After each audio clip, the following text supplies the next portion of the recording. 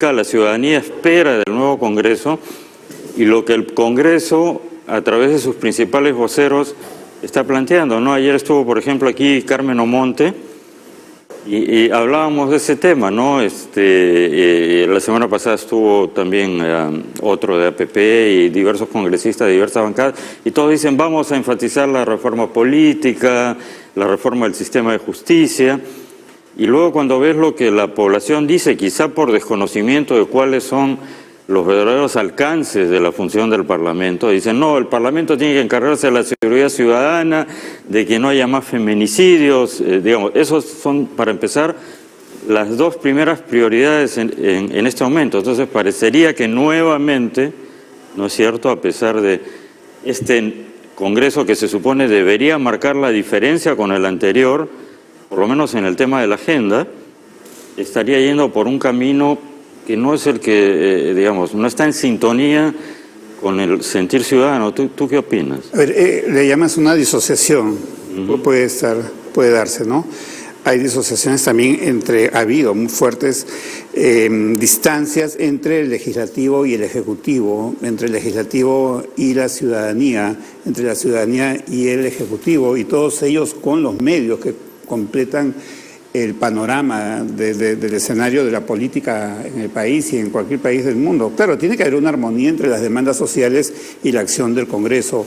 Para el ciudadano común y corriente, sus temas más urgentes son los de seguridad ciudadana, educación de calidad, atención de salud. Ahora estamos ante un tema muy inminente que es el coronavirus, sí, que puede ser un problema mundial muy grave. No sabemos hasta dónde puede llegar.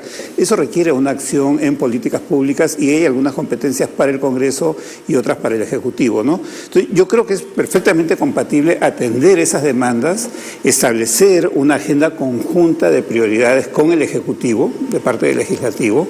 Esperamos y creemos que va a ser así, va a haber una mejor relación entre Ejecutivo y Legislativo, y esperamos también que el presidente no se exceda, porque no solamente fue el Legislativo que estuvo cuestionado, criticado y desprestigiado, sino que el presidente Vizcarra también se excedió contra el Legislativo en varias oportunidades y contribuyó a ese enfrentamiento, ¿no? Sí, bueno, claro, digamos, luego de las elecciones, lo primero que pareció haber es una cierta coordinación y armonía cuando el presidente invitó a Palacio de Gobierno a los representantes de todas las bancadas, todos fueron, de las 9 bancadas que han resultado elegidas, todos fueron excepto FREPAP y UPP. También hubo críticas del otro lado diciendo todavía no han recibido sus credenciales, no deberían haber ido porque eso mostraría una cierta sumisión hacia el Ejecutivo, en fin. Luego un segundo capítulo podría ser que luego de eso de repente sale el ministro del Interior a decir no van a tener seguridad, ¿no? Entonces algunos parlamentarios se le van a decir estamos de acuerdo, y otros dijeron, oye, acabamos de estar en Palacio, ¿por qué no nos dijeron? Estaban los ministros ahí, entonces parecería que fue una... Luego tienes el antecedente incluso antes de que se sepan los resultados del Premier, diciendo, bueno, si no aceptan los decretos de urgencia, vamos a hacer cuestiones. Entonces, parecería haber una actitud ambivalente en el Ejecutivo. Me da la impresión que si hay alguna cortina de humo que pueda servir, que no tenga nada que ver con el Congreso, santo y bueno. Y si no, claro, yo creo que le van a dar de palos de nuevo. Ha habido dos cosas muy claras, ¿no? Uno, la advertencia, porque fue eso lo que hizo Ceballos, de decir que ahí está la cuestión de confianza como... Además, recordemos que hasta julio podrían, en teoría, sí, yo no creo, ya sería, pero en teoría, legalmente, hasta julio podrían disolver el Congreso. Menos de 5 meses para hacer algo de eso, ¿no? De mitad de marzo a fines de julio, y de ahí ya no se podría. Y el otro hecho fue lo de Morán. Mira, yo estoy de acuerdo con que desaparezcan los privilegios. No tenemos por qué los contribuyentes, tuyo y hasta el más pobre, que pague impuestos cada vez que toma una combi, porque esa combi consume un gas que paga impuestos, no tenemos por qué sostener tantos privilegios de burócratas, que me pique el diente, que no sirven para nada. Y no solamente los congresistas, hay miles de personas en el gobierno que los peruanos les financiamos auto, chofer, viajes internacionales, celular, seguridad, en 2 turnos, en 3 turnos, una serie de privilegios Yo estoy en el sector privado hace 4 años, nunca mi empleador me ha pagado un centavo de celular, nunca me han dado un real para mi transporte y no ha pasado nada. No tenemos, y a militares de alto rango que les dan un automóvil con chofer y galones, pero no los galones de los militares, sino galones de gasolina en abundancia, y mira lo que pasó con señor, con General Donaire, ¿no? Entonces, tiene que acabarse los privilegios. Pero bueno, ese hecho de Morán era una provocación política a los nuevos congresistas. No deja o sea, el hecho en sí podría, digamos, ser comprensible tal como tú lo planteas, pero la ocasión en que se ha presentado era evidentemente una cortinita de humo para sí. Era esta relación ambivalente entre ejecutivo y legislativo, no sé, pero volviendo a la pregunta inicial, agenda, ¿no? Lucho, por donde yo trataba ahí es que la población no tiene una idea clara de cuáles son realmente las funciones del Parlamento, que como sabemos es legislar, fiscalizar legislar, fiscalizar y representar, ¿no? Entonces hay quienes dicen de que este Parlamento tiene un tiempo muy corto y que debería dedicarse sobre todo a fiscalizar, por ejemplo, ese es un punto de vista, ¿no? Entonces dicen, el énfasis debería estar puesto en toda esta avalancha, este huaico de decretos, 100 y pico de urgencia, emitidos por el Ejecutivo durante todos estos meses que no ha habido Parlamento. Otros dicen, no, tenemos que legislar. Casi nadie habla, bueno, tenemos que legislar sobre esto, sobre el otro, sobre lo aquí, sobre lo más allá. Y otros dicen, no, tenemos que representar, efectivamente, hacerse eco de la ciudadanía. Ahora, pero en los temas que la ciudadanía está reclamando, me da la impresión, el legislativo tiene poco que hacer. En realidad, son cosas que tienen que ver con el Ejecutivo, porque ya que va a dar más leyes, es decir, en nuestro país, Lucho, en el Perú, leyes sobran, es decir, habría que derogar leyes. De hecho, la década pasada o antepasada hubo un comité que se encargó de derogar 6 o 7 mil leyes. Desde 1945, fin de la Segunda Guerra Mundial, según un estudio, hasta la fecha en el Perú se ha producido 1,5 leyes por día. Entonces, leyes sobran. En realidad, lo que necesitamos es autoridades que hagan cumplir las leyes. Entonces, ¿qué va a hacer el Parlamento en el tema de seguridad ciudadana, estos asaltos, estos asesinatos? ¿Va a llamar al ministro? ¿Qué va a proponer? No entiendo bien si en realidad lo que está esperando la ciudadanía del Congreso realmente le corresponde al Congreso o debería ser el Ejecutivo el que resuelva el tema. A ver, por ejemplo, habría que ver tema por tema. Seguridad ciudadana es un tema donde hay mucha norma legal, hay leyes, hay reglamentos, una serie de normas en cada municipio, serenazgo, etcétera, ¿no? Ministerio del Interior, Policía Nacional, hay una supuesta inversión en patrulleros, en tecnología, en fin, ¿no? Pero creo que lo que falta es liderazgo. Entonces, tal vez no es necesario nuevas leyes, pero hay una comisión de orden interno que tendrá un presidente y ese presidente asumir ese vacío de liderazgo, convocar al ministro del Interior, convocar al Poder Judicial, convocar a los representantes de quienes tienen que ver con esto, de la Policía Nacional, y hacer notar el liderazgo y articular las cosas, ¿no? Tal vez eso está faltando, ¿no? No necesariamente la acción del Congreso va a ser por nuevas leyes, ¿no? Sino también hay un vacío de liderazgo. Es más, yo creo que por ahí va la cosa, porque... O sea, el Congreso estaría sustituyendo en la práctica, porque todo lo que acabas de mencionar en realidad debería hacerlo el propio ministro o la propia presidencia del Consejo de Ministros, que es articular. Hay un vacío de liderazgo en el país. Terrible, ¿no es cierto? Terrible, tremendo, ¿no? Seguridad ciudadana es un tema donde tú ves claramente que no hay liderazgo, los temas están flotando, entonces no hay quien articule y quien dé la cara ante la opinión pública con todo un equipo de gente que se comprometa y que luego eso, como una política pública, descienda a todas las instancias que tienen que ver a nivel operativo, ¿no? Entonces, pero debería haber una capacidad de reacción rápida, valgan verdades para que no todo sea crítica.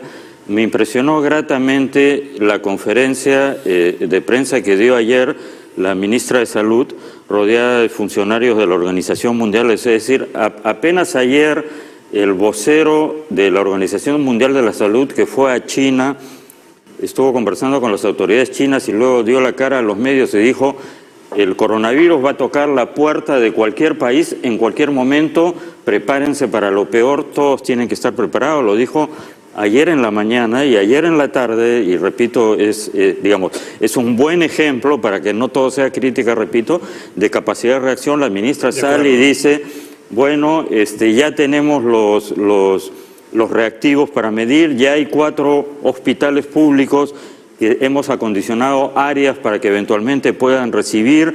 Es decir, se vio una capacidad y hoy en la mañana ya he visto también gratamente algunos medios que ya están empezando a entrevistar a especialistas en epidemiología y las recomendaciones, ¿no es cierto? Que ahí haría falta una campaña a escala nacional, ¿no? Lavarse las manos por lo menos 20 segundos, no tocarse el rostro sin haberse lavado las manos, procurar no estar la peruanísima costumbre de dar la mano cada 5 minutos, ¿no? En Gran Bretaña, por ejemplo, te dan la mano cuando te conocen y nunca más en tu vida, ¿no? Y aquí la peruanísima costumbre, cada vez que te encuentras, llegas y das la mano o estornudas, cubrirse, etcétera, ¿no? Son medidas básicas. Entonces, ese es un buen ejemplo de reacción. Eso habría que trasladarlo a otros ministros, ¿no es cierto? Sí, y también algunas decisiones. Por ejemplo, a ver, yo no entiendo por qué, sí, entiendo que hay algunos temores, algunas distorsiones. ¿Por qué no sale el ejército a controlar la seguridad ciudadana? ¿Cuál es el problema? Sí, con los recursos que tenemos no nos damos abasto. Sí, la inseguridad avanza día a día, la criminalidad es peor. Hoy en las noticias de la mañana hablaban de 3 muertos, un hombre... Sí, yo ahí no sé, porque un soldado... más bien, mira, por ejemplo, el INEI ha hecho un mapa del delito que lo va actualizando. En la sede del INEI hay una pantalla y se va actualizando en tiempo real todos los días. Y entrevisté en alguna ocasión al subjefe del INEI, Aníbal Sánchez, y me decía que tienen un mapa del delito y en realidad el 90% del delito en el Perú está concentrado en 100 puntos específicos. El 90 y pico % del delito en el Perú.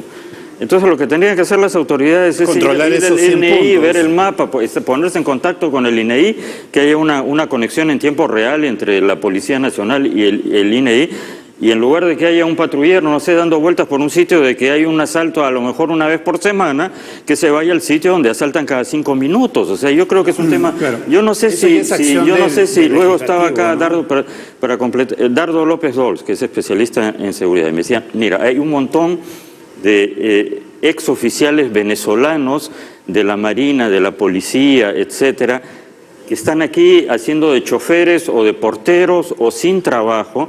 ¿Por qué no los contratan como asesores? Conocen el modus operandi de las bandas, porque la mayoría lamentablemente son una minoría, pues de 2 millones de migrantes venezolanos, pues habrá 1000 delincuentes, pero bueno, entonces conoce el modus operandi de esas bandas que han venido aquí y podrían ayudar. ¿Por qué no los contratan cuando no les van a dar uniforme ni galones como asesores? O sea, como dice Gareca, ¿no es cierto? No, estamos de acuerdo, ¿no?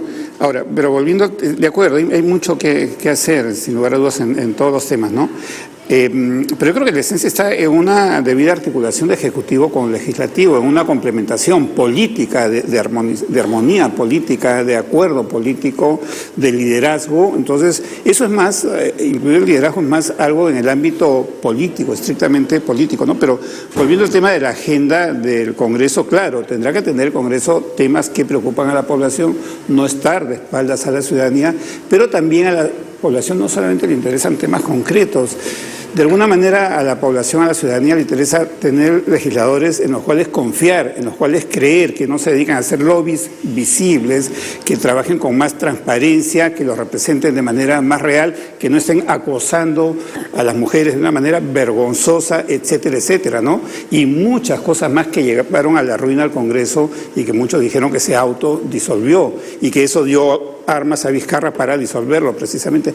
La ciudadanía quiere confiar en sus autoridades. Todo el mundo espera una nueva oportunidad siempre, ¿no?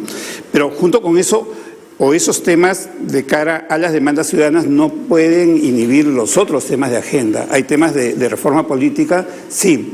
Hay temas de validar los decretos de urgencia dados por el Ejecutivo y ahí habrá que poner una lupa bien grande porque detrás de esos decretos o detrás de cualquier ley suele haber grupos de presión, grupos de interés que están viendo sus intereses económicos y no otra cosa, ¿no?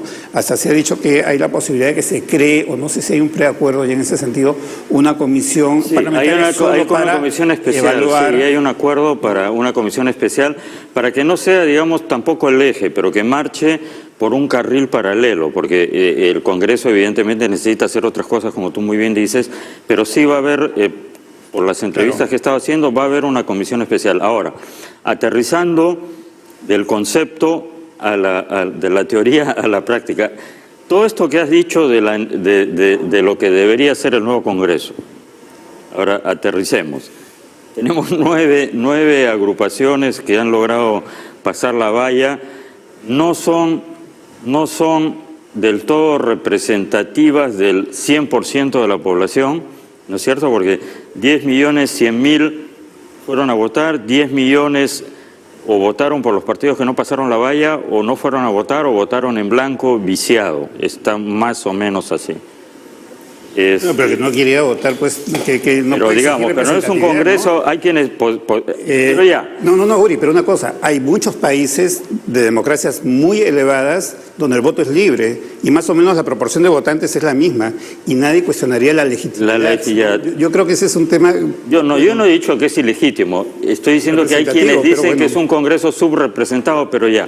Ahora, tenemos 9 agrupaciones, salvo una docena, para ser generosos, de congresistas que han sido reelectos, el resto son todos novatos, bisoños, pulpines. Todo esto que tú estás diciendo que debería hacerlo el nuevo Congreso, y estamos de acuerdo, ¿se va a poder hacer? Porque... A ver, yo creo que hay algunas posibilidades, ¿no?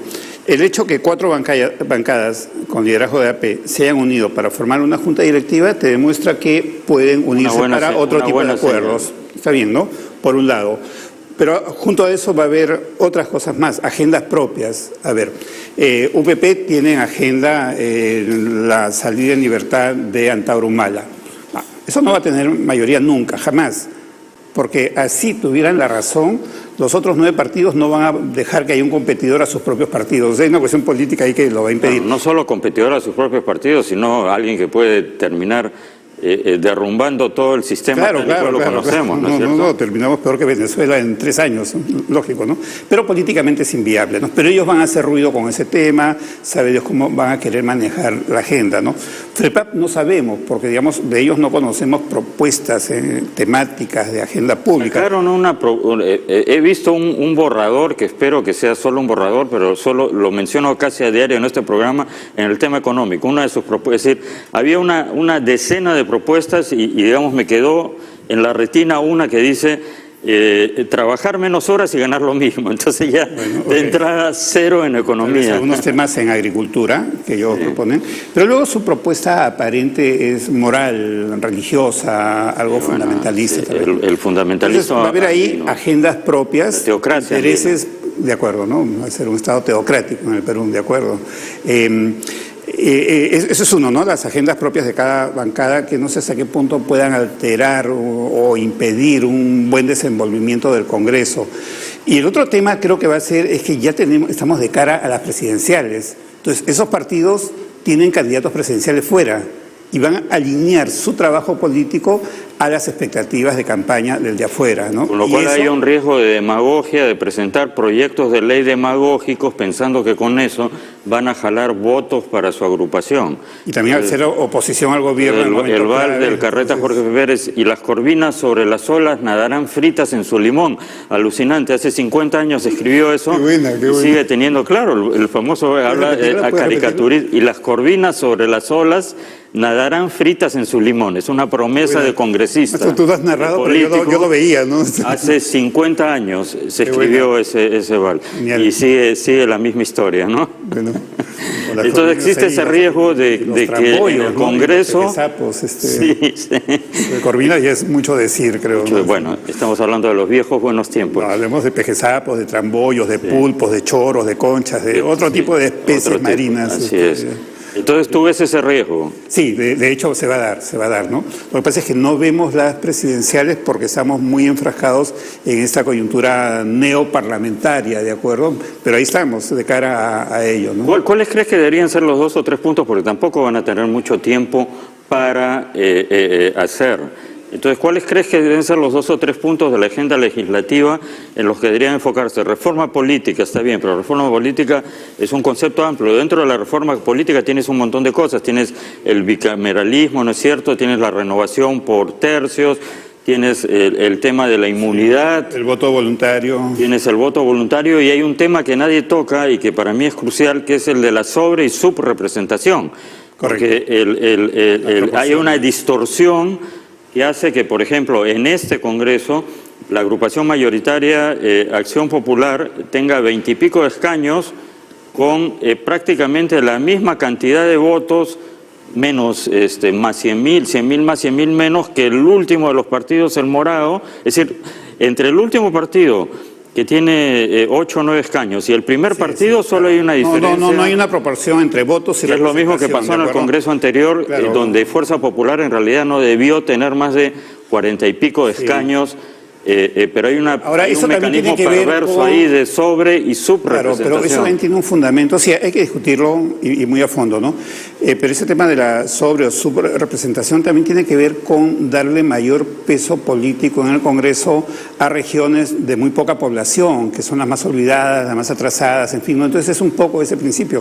Y ese es el hecho que hace que en Estados Unidos el colegio electoral, ocurre que exactamente, teniendo más votos en las urnas, pierdes una elección presidencial, pero es que ¿no? el sistema presidencial de Estados Unidos obliga, porque si no sería muy fácil para un candidato, hace un mapa demográfico, a ver, claro, los mayores bolsones de poblaciones están en estos 5 puntos, hago campaña ahí, se acabó y no me interesa el resto. Sistema obliga a que vayas a los distritos más pequeños, porque al final esos te pueden voltear la elección. No, pero en el sistema americano también hay una cosa curiosa. Las primarias iniciales, el caucus inicial, los 2 primeros, una primaria y otro caucus, son en Iowa y New Hampshire, que son 2 estados muy chiquititos, demasiado pequeños, casi insignificantes en votación, pero son los primeros. Entonces, el que gana ahí, o los que ganan ahí, claro, tienen un impacto puedes hacer una proyección. Tienen un impacto publicitario. Ahora viene el ¿no? Supermartes, creo que es la próxima. En marzo. Pero en fin, sí, es otro sistema porque es votación indirecta a través del colegio electoral. Pero entonces ahora, los temas de agenda, lo que preguntabas, ¿no?